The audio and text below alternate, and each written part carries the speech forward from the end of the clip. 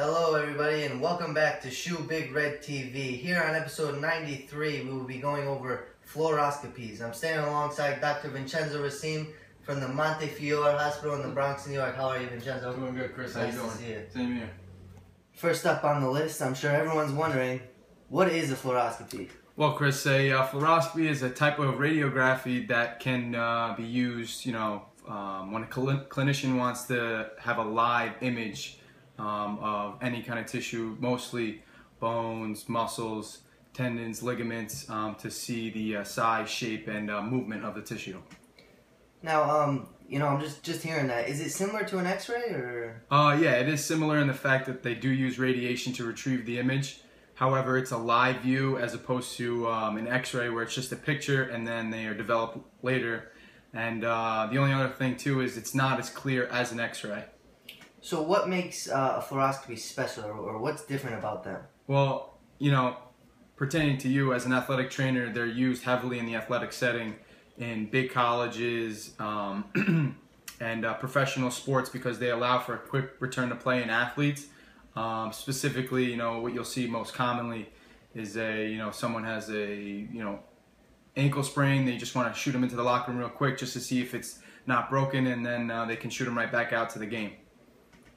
So how do they allow for a quicker return to play? Because the way that happens is in a regular X-ray, they can't be weight bearing. However, in this one they can. So if you have an athlete who you think has an ankle sprain, but just you want to be safe to rule out a fracture, you can have them walk into the room and where the fluoroscopy machine is, and just have them stand there and shoot the pictures real quick, and you get a live feed of what's really happening in there as opposed to a picture and then developing and seeing it later. However, just like an X-ray, all the clothes have to be off of the extremity or other body part that you're trying to view. Great. So now that we know what it is, how does it actually work? Well, radiation passes through the skin, creating light and shadows, and essentially it just differentiates between two different types of tissue. For instance, bone is more dense, so it'll come out white, and like muscles or less dense tissues will appear gray, simply because of the fact that they are less dense, and that's how the radiation portrays them on the computer screen. What else can fluoroscopies be used for? Fluoroscopies are actually pretty useful besides, in the athletic setting. They are used in, my type of field. You can use for blood, to view blood flow, tumors, any kind of foreign body, organs. They're used for biopsies, injections, catheter insertions, also pacemaker insertions. They can also be used for gastrointestinal investigations to see what's going on in there.